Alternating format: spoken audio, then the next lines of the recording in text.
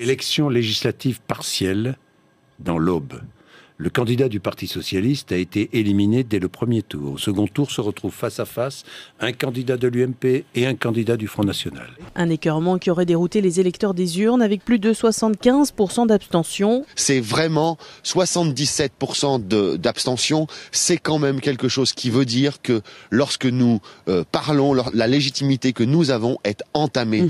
Alors j'ai donné comme titre cette semaine à mon édito la triste promesse de l'Aube. Enfin, évidemment, c'est un petit clin d'œil au magnifique roman de Romain Gary, la promesse de l'Aube.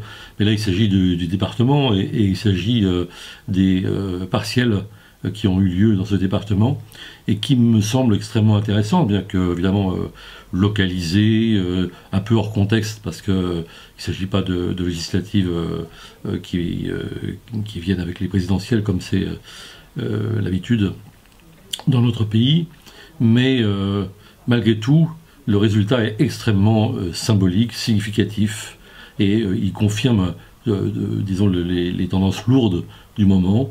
Une très forte abstention, plus de 75%, une chute vertigineuse du candidat socialiste, qui passe à 14% et qui rate le deuxième tour, et puis un duel droite, extrême droite, remporté par la droite en l'occurrence. Au passage d'ailleurs, il faut noter que on a tendance toujours à dire que le Front National progresse, et c'est vrai relativement, et on me dira que les élections c'est toujours un scrutin et toujours un pourcentage, mais en valeur absolue, le Front National aussi perd énormément de voix, donc sociologiquement je dirais, cette progression n'est pas si évidente que ça. Mais enfin, bon, ce qu'on constate donc, c'est que c'est l'abstention, et cette abstention, elle est probablement largement le fait des électeurs socialistes. Ironie du sort, le pauvre candidat socialiste est un frondeur, un proche de Benoît Hamon, donc très critique à l'égard du gouvernement, mais l'électorat ne fait pas le détail, et on peut difficilement lui en vouloir. Donc on peut imaginer que c'est ce qui va se passer dans les prochains scrutins, et c'est grave et un peu dramatique parce que non seulement c'est la chute du PS, c'est la chute de la gauche, mais on voit bien que c'est en fait la crise de confiance qui est produite par la politique du gouvernement arrive à attaquer l'os même de la démocratie en fait.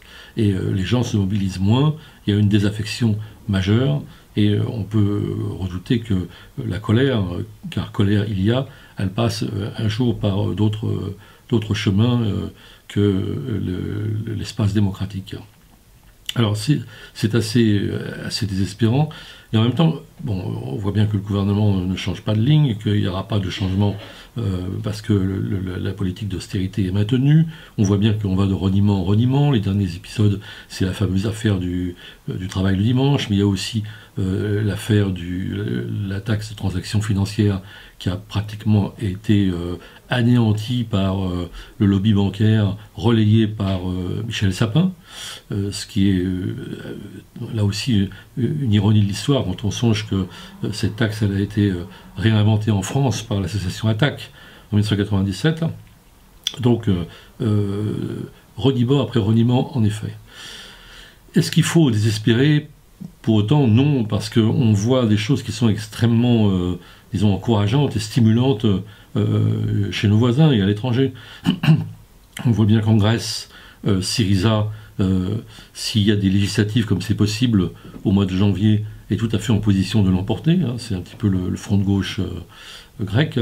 Et on assiste à cette progression fulgurante de Podemos, le parti qui est issu du mouvement des indignés en Espagne.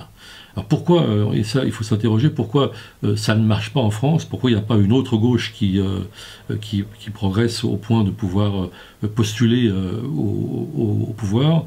Il y a des éléments objectifs qu'on ne peut pas regretter d'ailleurs, parce que probablement que la crise en France a été beaucoup moins grave, et elle a été beaucoup moins grave qu'en Grèce, mais enfin hélas on a encore l'avenir devant nous s'agissant de cette menace. Il y a aussi sans doute des raisons qui tiennent à cette gauche de la gauche, et je dis un peu méchamment qu'elle aurait intérêt à entamer un travail sur elle-même comme disent les psys, et je crois en effet c'est une réflexion qui n'est pas forcément menée jusqu'au bout, à la fois sur le profil des responsables, sur l'unité du mouvement, sur leur visibilité et la force de leur proposition. Alors, par ailleurs, cette semaine, et c'est pas tout à fait le même sujet, comme c'est le dernier numéro avant la fin de l'année, notre dossier porte sur le jouet, et le jouet comme objet politique. Alors, il y a toutes sortes d'angles qui sont abordés. C'est, je crois, un dossier passionnant qui a été coordonné par Pauline Grohl, et où on voit à la fois les enjeux économiques, la question du genre, la question de la violence, enfin toutes sortes d'angles, y compris des jouets qui sont très anciens, une histoire du jouet, etc. Donc voilà un beau dossier pour la fin de l'année.